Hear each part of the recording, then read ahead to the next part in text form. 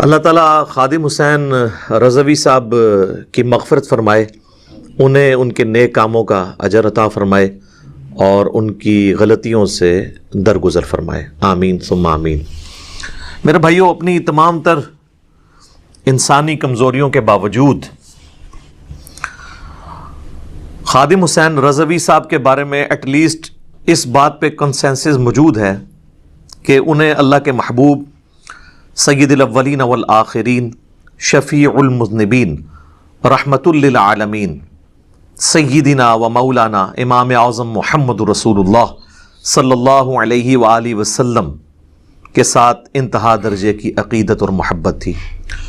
خصوص بالخصوص جو ختم نبوت کا ایشو ہے، اس میں ان کی سینسٹیوٹی الحمدللہ باقی تمام علماء سے بڑھ کر تھی، اور یہ ان کا خاصہ تھا الحمدللہ۔ باقی ان کے ساتھ علمی اختلاف سب سے زیادہ اگر کسی نے کیا ہے تو وہ میں ہی ہوں ان کی اپنی زندگی کے اندر۔ علمی اختلاف اپنی جگہ، لیکن جب کوئی شخص دنیا سے چلا جاتا ہے تو پھر ہم اس کے لیے دعائے خیر ہی کریں گے کہ اللہ تعالیٰ اس کے لیے اگلی زندگی آسان فرمائے۔ لیکن اب بھی جہاں کہیں بھی کوئی علمی اختلاف آئے گا تو انشاءاللہ ہم اسے ضرور ہائی لائٹ کریں گے، اس کی بنیاد کے اوپر کسی کی تکفیر نہیں کریں گے، کسی پہ فتویٰ نہیں لگائیں گے، لیکن علمی اختلاف جو ہے یہ تو ہمارا حق ہے، اور چونکہ ٹاپ پرائورٹی اللہ اور اس کے محبوب صلی اللہ علیہ وآلہ وسلم کی مبارک تعلیمات ہیں، ان کو ہم نے پہلے نمبر پہ دیکھنا ہے۔ تو نبی صلی اللہ علیہ وآلہ وسلم کے ساتھ جو ان کی محبت تھی وہ ایک یونیک محبت، اس میں کوئی شک نہیں ہے۔ اس میں ظاہر ہے ان سے اختلاف کیا جا سکتا ہے کہ ایک معاملات کے اندر ایکسٹریم رویے یا عقیدے کے اندر بعض جگہ انتہائی غلو پایا جاتا تھا، وہ ہم اختلاف کرتے ہیں، لیکن اس میں کوئی شک نہیں ہے کہ ان کی ساری محبت اخلاص پر مبنی تھی، اور پوری زندگی انہوں نے اس کے لیے صرف کی، اس میں کوئی شک نہیں ہے۔ اور بریلوی مکتب فکر اس کو ایک دفعہ انہوں نے زندہ کر دیا اپنی جوش دار تقاریر کے ذریعے، لوگوں کا خون گرمانے والی گفتگو کے ذریعے، اور خصوص بالخصوص جو لوگ پنجابی زبان جانتے ہیں ان کو زیادہ ٹیسٹ آتا تھا ان کی گفتگو کا جو وہ پنجابی میں کرتے تھے۔ وہ ٹپیکل پنجاب کی جو ایک لینگویج میں اثر ہے اور چند الفاظ کے اندر، تو وہ ان کی ایک خاصیت تھی جس کی وجہ سے لوگ ان سے محبت کرتے تھے، اور اس کی پریکٹیکل اپلیکیشن آپ نے ان کے جنازے کی شکل میں دیکھ لی ہے۔ ان کا جنازہ جو ہے وہ یعنی پاکستان کی ہسٹری میں چند بڑے جنازوں میں سے ایک جنازہ ہوا ہے۔ ہفتے کے دن 11 بجے 21 نومبر 2020 کو، ڈیتھ ان کی 19 نومبر کو ہوئی تھی 2020۔ لاہور کی ہسٹری میں آج تک جتنے جنازے ہوئے ہیں ان میں یہ تیسرا بڑا جنازہ ہے، یعنی میرے علم کی حد تک۔ پہلا جنازہ 1979 کے اندر مولانا مودودی رحمہ اللہ تعالیٰ کا جنازہ تھا۔ اس وقت کے حالانکہ میڈیا کا دور نہیں تھا، پھر بھی اس کی چند ایک ویڈیوز ریکارڈڈ ہیں۔ اس طرح انٹرنیٹ کا دور نہیں تھا، نہ کوئی موبائل SMS تھا کہ لوگ پہنچتے، اس کے باوجود پاکستان کی ہسٹری میں وہ ایک بہت بڑا جنازہ تھا۔ قذافی اسٹیڈیم جو لاہور والا ہے یہ سارا بھرا ہوا تھا، اور اس کے باہر بھی لوگ موجود تھے 1979 کے اندر۔ اس کے بعد دوسرا بڑا جنازہ جو ہے وہ 2010 کے اندر ڈاکٹر اسرار صاحب کی جب ڈیتھ ہوئی، اس جنازے میں تو میں خود بھی شامل تھا، وہ بھی بہت بڑا جنازہ تھا، اس میں کوئی شک نہیں ہے۔ اور ڈاکٹر اسرار صاحب رحمہ اللہ تعالیٰ سے محبت رکھنے والے لوگ بھی پوری دنیا سے شامل ہوئے تھے۔ اور یہ تیسرا جنازہ خادم رضوی صاحب کا ہے، اور یہ جنازہ میرے خیال میں تو ان دونوں جنازوں سے بڑا تھا۔ لیکن یہاں پہ میں ایک چیز عرض کر دوں، امام احمد بن حنبل رحمہ اللہ تعالیٰ کے حوالے سے ایک قول ملتا ہے کہ انہوں نے معتزلہ کے مقابلے پر کہا تھا کہ ہمارے جنازے جو ہیں وہ فیصلہ کریں گے، یعنی جس کا جنازہ بڑا ہوگا یہ اس بات کی دلیل ہوگا کہ وہ حق پر ہے۔ یہ کسی خاص فریم آف ریفرنس میں تو بات کرنا شاید ان کے نزدیک درست ہوگی، اس کی کوئی علمی گراؤنڈ نہیں ہے، یعنی یہ کوئی نبی صلی اللہ علیہ وآلہ وسلم کا فرمان نہیں ہے، امام احمد بن حنبل کی ذاتی رائے ہے۔ اگر وہ زندہ ہوتے تو ہم ان سے پوچھتے اور ڈسکس کرتے تو وہ بھی مانتے کہ میں نے اپنے حالات و واقعات میں ایک بات کی تھی کہ جتنے ظلم جو ہے وہ عباسی خلفاء کی طرف سے ان پر کیے گئے تو عوام پھر بھی ان کے ساتھ تھی، اگرچہ وہ ان کی سپورٹ میں کھڑی نہیں ہوئی، جنازہ ہی عوام پڑھتی ہے، اس وقت تو ساتھ کوئی نہیں تھا جب ان کو کوڑے پڑ رہے تھے، لیکن یہ کوئی بنیاد نہیں ہے۔ ورنہ اس امت میں سب سے بڑی شخصیات میں سے ایک شخصیت جن کے اوپر سنی شیعہ کا اتفاق ہے، صوفیاء ہوں سلفی ہوں سب کے سب ان کو مانتے ہیں، وہ سیدنا ابو ذر غفاری رضی اللہ تعالیٰ عنہ علیہ السلام، جن پہ میرا ایک بڑا رکت انگیز کلپ ریکارڈڈ ہے، وہ خاص کیفیت میں اس وقت جو میری زبان سے اللہ نے باتیں نکلوائیں، وہ آپ یوٹیوب پہ جا کے دیکھ لیں، لاکھوں لوگوں نے دیکھا ہے۔ ان کی تو موت جو ہے وہ مدینہ شریف کے پاس ایک گاؤں میں ہوئی ہے، اور اس وقت ان کی صرف بیوی ان کے ساتھ تھی، اور وہاں سے ایک قافلہ گزر رہا تھا تو انہوں نے ان کا جنازہ پڑھا ہوا۔ وہ ایک علیحدہ سے ٹاپک ہے، وہ آج ڈسکس نہیں کروں گا۔ تو ان کے جنازے میں تو میرے بھائی ایک صف بھی پوری نہیں ہوئی ہے، جو آپ کی نارمل صف ہے، 2-3 بندوں نے جنازہ پڑھا، تو ان کا تو جنازہ کوئی بڑا نہیں تھا، نہ ان کا کوئی بہت بڑا مزار بنا، بلکہ قرآن میں 25 انبیاء کا ذکر موجود ہے۔ صرف ہمارے محبوب صلی اللہ علیہ وآلہ وسلم کا جو مزار اقدس ہے یا قبر مبارک ہے وہ کنفرم ہے، باقی تو سب اندازے ہیں۔ وہ 25 کی آپ مزارات ہی نہیں بتا سکتے۔ ابھی تو میں ان انبیاء کی بات ہی نہیں کر رہا کہ جو مسند امام احمد میں موجود ہے کہ 1,24,000 انبیاء دنیا میں مبعوث ہوئے، جن میں سے 315 رسول تھے، تو 315 رسولوں کا بھی نہیں مزار، اور 1,24,000 انبیاء کا تو ہے ہی نہیں۔ تو مزارات بنانا یا اس پہ رش ہونا یہ کوئی کسی کے حق پہ ہونے کی دلیل نہیں ہے، نہ بڑے جنازے کسی کے حق ہونے کی دلیل ہے۔ ہو بھی سکتے ہیں اگر وہ علمی طور پہ حق پہ ہو، کیونکہ اب خادم رضوی صاحب کے جو ماننے والے لوگ ہیں، کیا مودودی صاحب کا اتنا بڑا جنازہ، اور اس کے بعد ڈاکٹر اسرار صاحب کا جنازہ، اور اس کے بعد جنید جمشید صاحب کا جنازہ، اتنے بڑے بڑے جنازوں کو دیکھ کے وہ ان کو حق پہ ماننے کے لیے تیار ہوں گے؟ نہیں۔ تو جو دلیل آپ کسی اور کے حق میں ماننے کے لیے تیار نہیں ہے نا، تو میرے بھائی وہ دلیل پھر اپنے حق میں بھی پیش نہ کریں معذرت کے ساتھ، کیونکہ یہ کوئی علمی دلیل نہیں ہوگی آپ کی، جذباتی باتیں۔ تو علمی ڈاکٹرن کو فالو کریں، جذباتی ڈاکٹرن کو فالو نہ کریں۔ بہرحال مجھے ذاتی طور پہ خادم رضوی صاحب کی وفات کی نا یعنی بڑا صدمہ پہنچا، اور مجھے ایک بھائی نے کراچی سے فون کیا، میں باہر تھا اس وقت، تو اس وقت میں تو خبریں وغیرہ نہیں دیکھ رہا تھا، تو انہوں نے یعنی بتایا کہ اس طرح کی ڈیتھ ہو گئی ہے، تو بے ساختہ میری زبان سے انا للہ و انا الیہ راجعون نکلا۔ تو ہم نے تو وہ کام نہیں کیا کہ وہ جب دوسرے فرقے کا کوئی بندہ مرتا ہے تو کہتے ہیں جی مر گیا مردود، جہنم واصل ہو گیا، اپنے انجام کو پہنچ گیا۔ اللہ کا شکر ہے کہ اپنا ذہن تو اس چیز سے آزاد ہے۔ تو جیسے ہی مجھے پتا چلا میں نے عثمان بھائی کو فون کیا، اور میں دل میں سوچ رہا تھا کہ کیا میری تربیت کوئی اثر رکھتی ہے کہ نہیں۔ میں ان کے رسپانس کو چیک کر رہا تھا، ان کو جیسے ہی میں نے بتایا انہوں نے پڑھا انا للہ و انا الیہ راجعون، تو اس کا مطلب ہے کہ ہم نے جو لوگوں کی تربیت کی ہے واقعی وہ اثر ان پہ نظر آتا ہے۔ اللہ کا شکر ہے اتنی ہم نے یعنی تعصب سے لوگوں کو آزاد کیا ہے۔ یہ ٹیسٹ پوائنٹ تھا، یہ ایک بہت بڑا موقع تھا، یعنی خادم رضوی صاحب کا انڈائریکٹلی تو میں اور عثمان بھائی تو افیکٹ ہی ہیں، کیونکہ 2017 کے اندر جب میرے اوپر مرڈر اٹیمپٹ ہوئی تھی تو وہ انہی کی جماعت سے تعلق رکھنے والا بندہ تھا جس نے میرے اوپر مرڈر اٹیمپٹ کی تھی، اور عثمان بھائی اور میں دونوں افیکٹ ہی، ہم دو ہی یہاں پہ موجود تھے اس وقت۔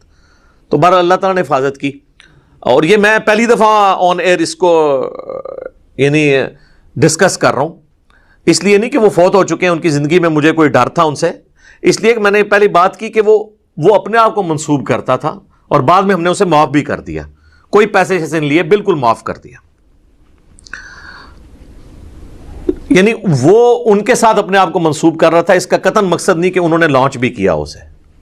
اس کے باوجود مجھے یعنی ذاتی طور پہ ان کی ڈیتھ کا غم ہے، اس حوالے سے کہ پاکستان کے ماحول کے اندر جہاں پر چند نام نہاد لبرل قسم کے لوگ سیکولر قسم کے لوگ یا ایک ماڈرن ایج اسکالرز اپنے آپ کو ڈکلیئر کرنے والے لوگ، انہوں نے جس طرح ماحول ریلیجن کے پوائنٹ آف ویو سے خراب کیا ہوا تھا، اس میں خادم رضوی صاحب ایک ڈیٹرنس تھے ان لوگوں کے اوپر جو اس ملک کو جو ہے وہ اسلام سے دور لے جانے کی کوششیں کرتے تھے اور ایک بڑا آزاد خیال قسم کا اسلام پیش کرنے کی کوشش کرتے تھے۔ اس میں خادم رضوی صاحب سے بھی کچھ جگہ پہ غلو ہوا ہے، اور میں نے جرت کی ہے اس میں اختلاف کرنے کی، چاہے وہ پشاور کورٹ کے اندر وہ انسیڈنٹ ہوا تھا جو گستاخ رسول والا، اس پہ میں نے کاؤنٹر نیریٹو دیا تھا کہ ایکسٹرا جوڈیشل ایکٹیویٹی اسلام میں، چاہے توہین مذہب کے نام پہ ہو،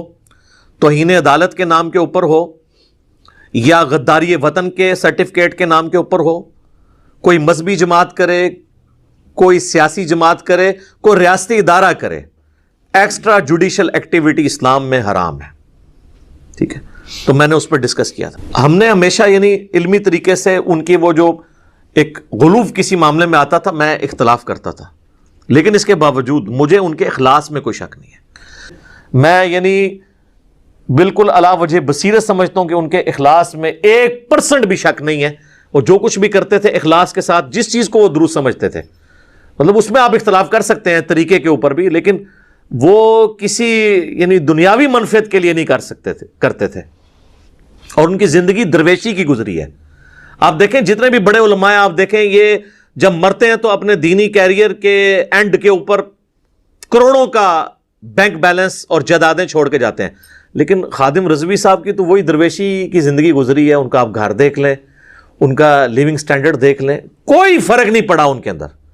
تو اس سے پتہ چل جاتا ہے کہ کوئی شخص جو ہے وہ اس نے کوئی دنیاوی منفعت حاصل کی ہے۔ باقی وہ دھرنے کے جو اخراجات تھے، وہ ظاہر کتنے لوگ ہیں جو اللہ کے نام کے اوپر ان کو دے دیتے تھے کہ بھئی آپ چلیں ہماری طرف سے کھانا کھلا دیں، وہ تو ظاہر سب سے بڑا مکتب فکر ہے پاکستان کا، ان کے لیے تو مینج کرنا کوئی مسئلہ نہیں ہے۔ پولیٹیکل پارٹیز کو پیسے اکٹھے کرنے پڑتے ہیں، مذہبی لیڈروں کو تو لوگ خود آگے دیتے ہیں، لیکن انہوں نے کبھی پیسے کا مس یوز اپنی ذات کے لیے نہیں کیا۔ یہ میں ان کو پرسنلی جانتا ہوں کہ وہ اس اعتبار سے بالکل فیئر آدمی تھے، کوئی شک نہیں ہے کہ لوگوں نے جس طرح عبدالستار عیدی صاحب تھے، لوگوں سے چندہ لے کے کرتے تھے لیکن وہ اپنے اوپر نہیں لگاتے تھے۔ ان کی زندگی اسی طریقے سے جو ہے وہ سادگی کے ساتھ گزری ہے۔ لہذا خادم رضوی صاحب کے اخلاص کے حوالے سے میں 100% اللہ تعالیٰ سے حسن ظن رکھتا ہوں ان کے بارے میں کہ وہ الحمدللہ ایک مخلص آدمی تھے۔ ایون میں آپ کو بتاؤں، یہ جو جس واقعے کی وجہ سے یہ لوگ یعنی ایک پوری جماعت تحریک لبیک پاکستان اوپر آئی ہے، اور سٹارٹ اس کا جو ہوا تھا وہ ممتاز قادری کی پھانسی سے ہوا تھا 29 فیبروری 2016۔ اس وقت یہ پہلی دفعہ منظر عام پہ خادم رضوی صاحب آنا شروع ہوئے، تو میں نے چونکہ میں ان کو بہت پہلے سے جانتا تھا، عوام الناس تو ان کو نہیں جانتی تھی۔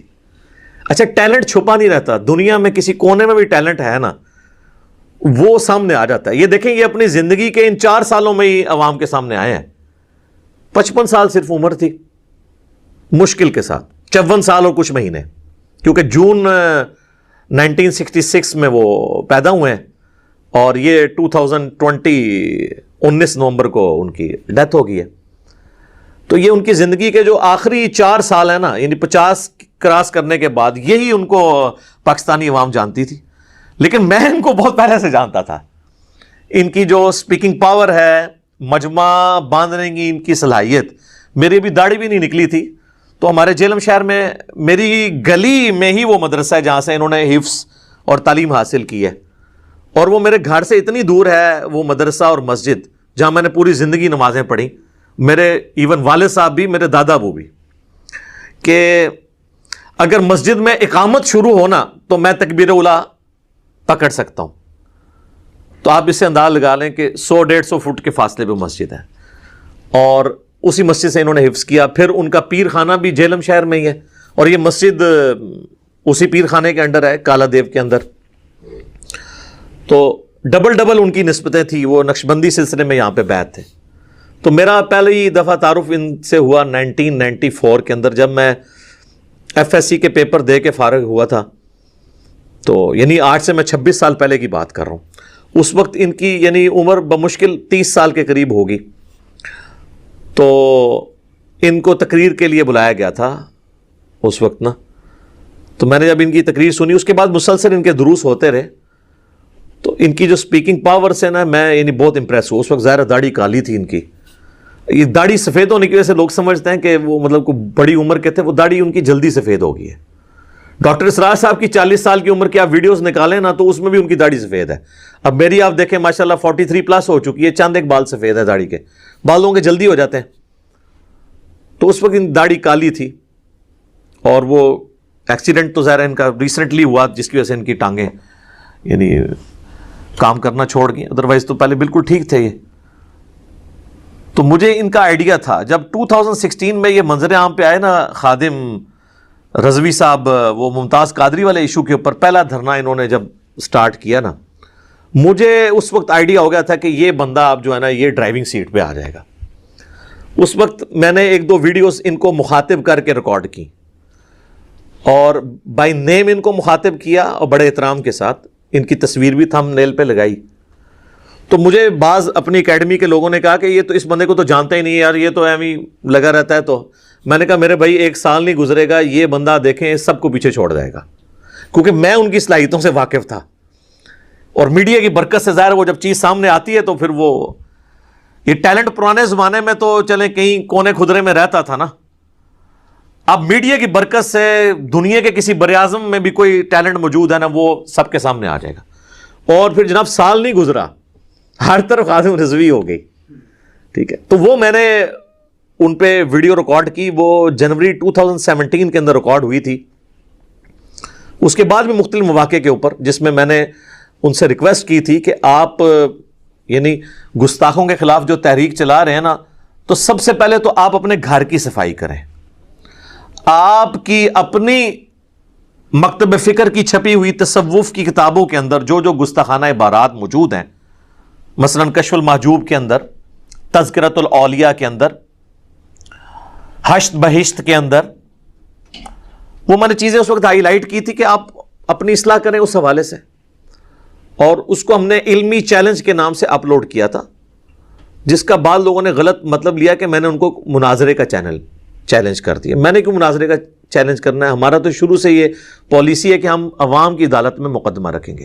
وہ تھا علمی چیلنج. علمی چیلنج کا مطلب ہے, اور میں نے اس میں بریف بھی کیا تھا کہ میں یہ عبارتیں آپ کے سامنے رکھ رہا ہوں, آپ اپنی پبلک کو علمی طور پہ سیٹسفائی کریں. چیلنج انگلش زبان میں کہتے ہیں جو مشکل صورتحال درپیش ہو اسے کہتے ہیں یہ چیلنجنگ ہے.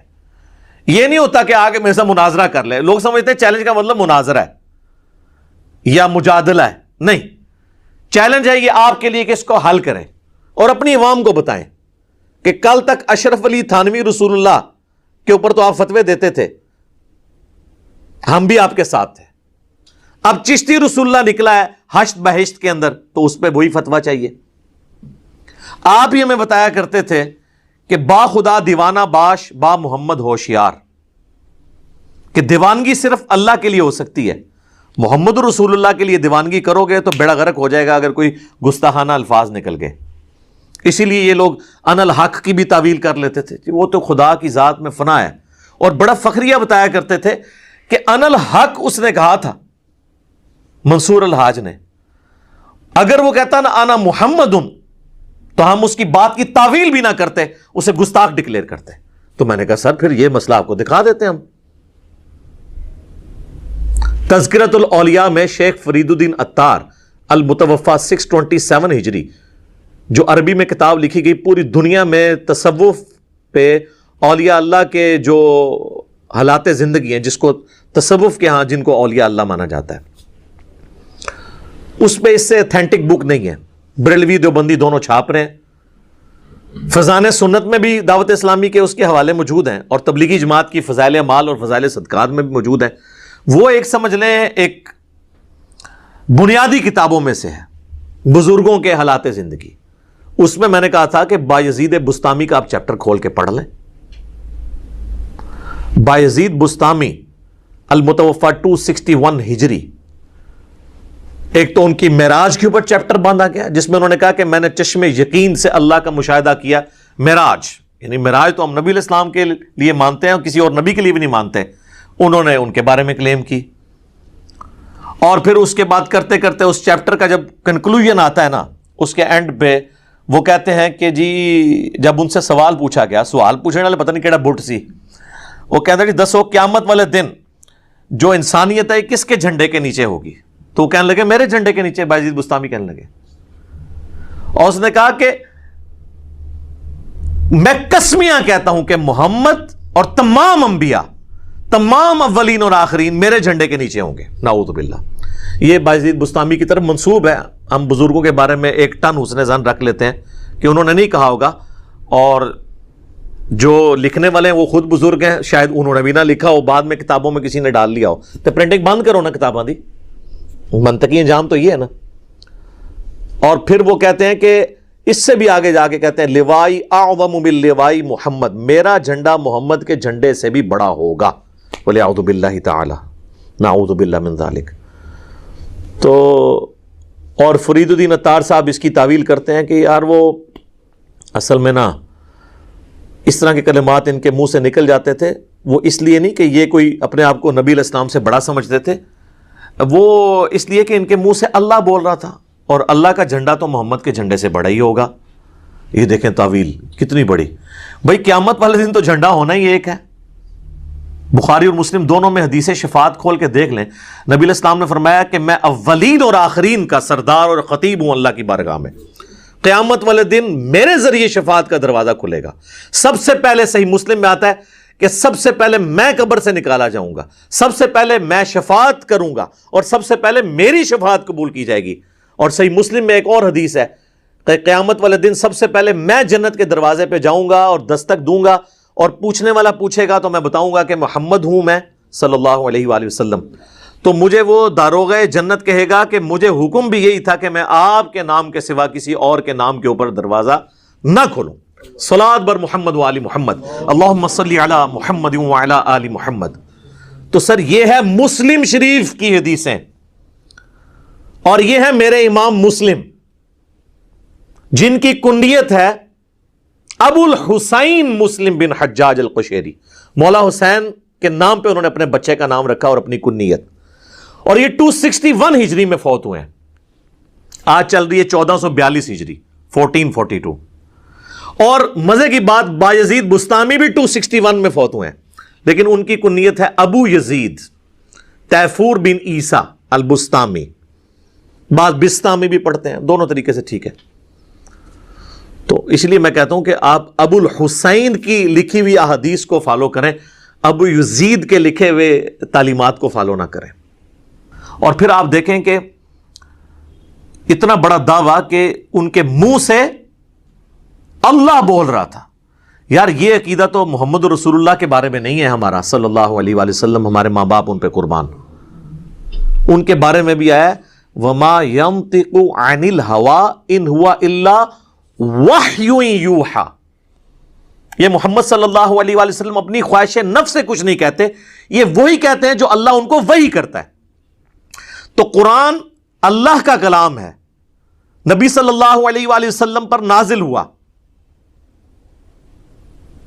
ان کے سینے پر. ہم یہ نہیں کہتے کہ اللہ ان کے منہ سے بولتا تھا.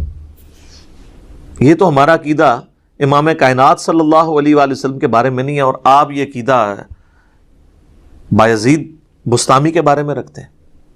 اور یہ سیم جملے کہ ان کے منہ سے بولنے والی حق تعالیٰ کی زبان تھی. کشف الماجوب میں علی بن عثمان حجویری جن کے مزار کے اوپر المتوفہ 465 ہجری ہمارے یہ بابا جی خادم رضوی صاحب اکثر جایا کرتے تھے، اور ایون وہ کتاب بھی دکھایا کرتے تھے کہ جی یہ کشف الماجوب جو ہے نا، جس کا کوئی پیر نہیں اس کتاب کو پڑھ لے.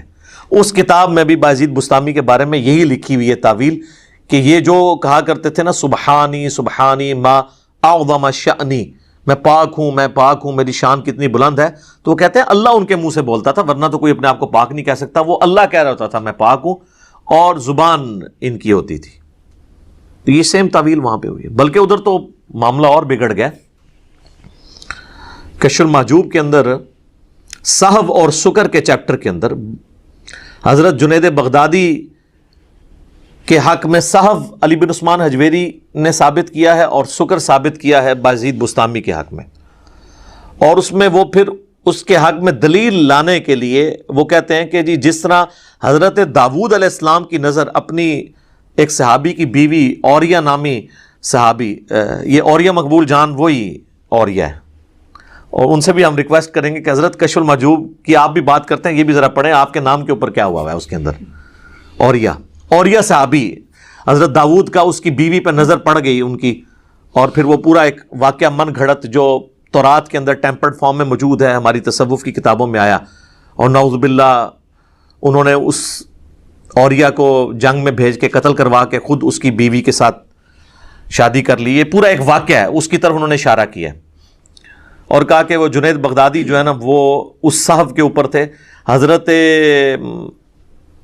داؤد علیہ السلام پہ اللہ نے گرفت اس لیے کی کہ وہ حالت صحف میں تھے، یعنی ہوش کے اندر تھے۔ یہ صحف سین والا نہیں ہے، وہ سجدہ صحف تو ہوتا ہے نا بھول، یہ سواد والا صحف ہے، جان بوجھ کے، نعوذ باللہ۔ اور کہتے ہیں کہ اسی طرح کا ایک واقعہ ہمارے نبی علیہ السلام کے بارے میں معاذ اللہ، کہ جس میں ان کی نظر جو ہے وہ زید ابن حارثہ جو ان کے منہ بولے بیٹے تھے، ان کی بیوی زینب کے اوپر پڑی، اور وہ زینب اپنے خاوند پہ حرام ہو گئی، اور پھر یعنی نبی علیہ السلام نے بعد میں ان سے شادی کر لی۔ تو وہ کہتے ہیں کہ نبی علیہ السلام کی جو نظر پڑی تھی نا ان کی بیوی کے اوپر، تو نبی علیہ السلام حالت سکر میں تھے، یعنی آپ اپنی ہوش میں نہیں تھے۔ سکر کہتے ہیں کہ، اور وہ کہتے ہیں نہیں، اس مدہوشی سے مراد ہے اللہ کی شان میں معاف ہو جان، جو اللہ کی شان میں آپ مدہوشی مانیں، اس میں یہ ایکٹیویٹی ہوگی کہ کسی صحابی کی بیوی کو دیکھا جائے، اور اس کے بعد آپ نے جو اس میں سٹوری میں رنگ بھرے کہ جی وہ اپنے خاوند پہ حرام ہو گئی، اللہ نے اس کی نفرت ڈال دی اس کے دل میں، اور اس نے طلاق دے دی، اور نبی علیہ السلام نے ان سے شادی کر لی۔ یہی تو غیر مسلم واقعات پیش کرتے ہیں۔ ایون پیر کرم شاہ صاحب الازہری جنہوں نے کشف المحجوب کا مقدمہ لکھا ہے، انہوں نے اتنی تعریف کی ہے اس کتاب کی، لیکن انہوں نے اس واقعے میں جو گڑبڑ ہوئی ہے وہ اس کو ہائی لائٹ نہیں کیا، اور الٹا انہوں نے ضیاء القرآن پبلیکیشن نے جو ان کی ضیاء القرآن تفسیر شائع کی ہے، اس میں انہوں نے سورۃ الاحزاب کی ان آیات کے کانٹیکسٹ میں لکھا ہے کہ یہ غیر مسلموں کی سازش ہے۔ اسلامی کتابوں کے اندر یہ واقعہ جو آیا ہے سیدہ زینب کا، اور کشف المحجوب میں وہ واقعہ آیا ہوا ہے، اور اس میں وہ لکھتے ہیں کہ وہ حالت سکر میں تھے، اور اس سے بایزید بستامی کا سکر ثابت کیا۔ بایزید بستامی کا سکر ثابت کرتے کرتے نبی علیہ السلام کو سکر میں شامل کرتی، یا پیغمبر نہیں سکر میں جاتے۔ ما ضل صاحبکم وما غوا، تمہارے نبی نہ کبھی بہکے ہیں نہ کبھی بہرا چلے ہیں۔ نبی کے اوپر تو اس طرح کی کیفیات طاری نہیں ہوتی ہے۔ تو یہ میں نے یعنی چیزیں ہائی لائٹ کی تھیں، یہ تینوں حوالے، یعنی میں ریپیٹ کر دیتا ہوں کیونکہ جو لوگ اب آگے ان کا مشن لے کے چل رہے ہیں، ہم آپ کے ساتھ اس مشن میں ہوں گے۔ فرانس تک تو ہماری پہنچ نہیں ہے، ہم صرف دھرنے دے کے ہی ان کے سفیر کو نکلوا سکتے ہیں یا کوئی اور ایکٹیویٹیز کروا سکتے ہیں، لیکن جو ہمارے گھر کے اندر گندگی موجود ہے اس کو تو ہم خود صاف کر سکتے ہیں نا۔ ایک دھرنا ہم ان پبلیکیشنز کے دفاتر کے باہر نہیں دے سکتے جو یہ کتابیں چھاپ رہے ہیں، تذکرۃ الاولیاء چھاپ رہے ہیں۔ میں نام نہیں لیتا ان پبلشرز کے، یہ نہ ہو کوئی مجاہد ملت پہنچ ہی جائے۔ تذکرۃ الاولیاء کتاب، کشف المحجوب اور حشت بہشت۔ تذکرۃ الاولیاء سے میں نے وہ والا دے دیا، لوائی اعظم من لوائی محمد، میرا جھنڈا نعوذ باللہ محمد کے جھنڈے سے بڑا ہوگا۔ اور کشف المحجوب سے میں نے صحب اور سکر کا واقعہ بیان کر دیا، اور حشت بہشت کے اندر وہ چشتی رسول اللہ والا واقعہ۔ اور پھر الٹی تعویل کرتے ہیں، وہ کہتے ہیں اس میں لکھا ہوا ہے کہ معین الدین چشتی اجمیری المتوفا 633 ہجری ان کی طرف منسوب ہے، ہم نہیں کہتے کہ ان بزرگوں نے کہلوایا ہوگا، لیکن کتابوں میں تو چھپا ہوا ہے۔ وہ کہتے ہیں وہ اس میں لکھا ہوا ہے حضرت خاص کیفیت میں تھے جب انہوں نے اپنے مرید سے کلمہ پڑھوایا، اور بعد میں انہوں نے یہ کہہ بھی دیا تھا نا کہ میں نے چیک کرنے کے لیے پڑھوایا، کلمہ وہی ہے۔ تو سر اس سے تو مسئلہ حل نہیں ہوتا۔ اگر کوئی چیک کرنے کے لیے بھی غلط کلمہ پڑھوائے، اس کے بعد اس کو اس کفر سے توبہ کرنی ہوگی، اور صرف توبہ لازم نہیں ہوگی، بیعت بھی ٹوٹ چکی۔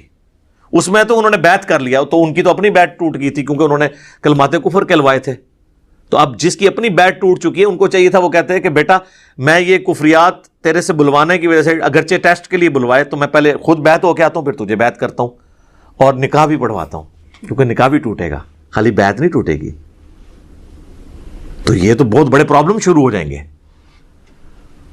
اور یہ ہے با خدا دیوانہ باش با محمد ہوشیار. یہ با محمد ہوشیار والا مسئلہ ہے، یہاں نہیں کوئی. کہتے ہیں خاص حالت میں تھے. تو میں اس کے اوپر خادم رضوی صاحب رحمہ اللہ تعالی کا جملہ بولوں گا کہ یار انہوں ہلکا نہ جانو، جیڑا پونکدا جے نبی اتے پونکدا جے آ کے، اس گستاخی نو ہلکا نہ جانو. تو سر ہم بھی کہہ رہے ہیں انہوں ہلکا نہ جانو خاص حالت میں. بھئی خاص حالت میں آپ نے یہی کام کرنا ہے. چلو اللہ کے لیے ہوتا تو ہم تعویل مان لیتے. اور وہ جو مسلم شریف کی ایک حدیث بڑی ڈھونڈ ڈھانڈ کے لے آتے ہیں، وہ جو ایک توبہ کرنے والے کا واقعہ ہے کہ اللہ کے محبوب صلی اللہ علیہ وآلہ وسلم نے مثال بیان کی اس شخص کی جو گناہ کرنے کے بعد اللہ کی طرف واپس آ جاتا ہے اور اللہ کو کتنی خوشی ہوتی ہے کہ جس طرح کوئی شخص کسی ریگستان کے سفر میں ہو اور اس کا سارا ساز و سامان اونٹ پہ لدا ہوا ہو اور اچانک وہ تھوڑی دیر کے لیے اس کی آنکھ لگے اور اٹھے تو وہ اونٹ ساز و سامان سمیت غائب. اب اسے اپنی موت سامنے نظر آ رہی ہے کہ یہاں تو نہ پانی نہ کھانا نہ پینا. اسی پریشانی کے عالم میں وہ دوبارہ موت کا انتظار کرنا شروع کر دے لیٹ کے، اور اس کا اونٹ سامنے آ جائے تو اسے اتنی خوشی ہو کہ اس کے زبان سے یہ کلمات نکل جائیں کہ اے اللہ تو میرا بندہ میں تیرا رب. حالانکہ وہ کہنا یہ چاہ رہا ہے کہ اے اللہ میں تیرا بندہ تو میرا رب. تو اس میں آگے الفاظ ہیں من شدت الفرح، اس خوشی کی وجہ سے، شدت کی وجہ سے. تو وہ کہتے ہیں جی یہ دیکھ لینا جی، تو بزرگ خاص حالت میں ہو تو ان سے بھی اگر نکل جائے تو یہ تو نبی علیہ السلام کے بارے میں تو نہیں ہے، یہ تو اللہ کے بارے میں ہے. اور زبان ایک ہی دفعہ لڑکھڑائی ہے. اس نے یہ نہیں کہا کہ کسی سے پڑھوایا ہو یا انٹینشنلی پوری حاضر دماغی کے ساتھ سارا کچھ کیا ہو. ایک واقعہ ہوا ختم. اور اس میں الفاظ ہے نبی علیہ السلام نے کہا کہ غلط الفاظ اس سے نکل گئے خوشی کی وجہ سے، اور رسول اللہ کے بارے میں پھر بھی نہیں تھے. یہاں تعویل آپ کی نہیں مانی جائے گی، بات وہیں رہے گی با خدا دیوانہ باش با محمد ہوشیار صلی اللہ علیہ وآلہ وسلم. صلاۃ بر محمد و آل محمد. اللہم صلی علی محمد و علی آل محمد.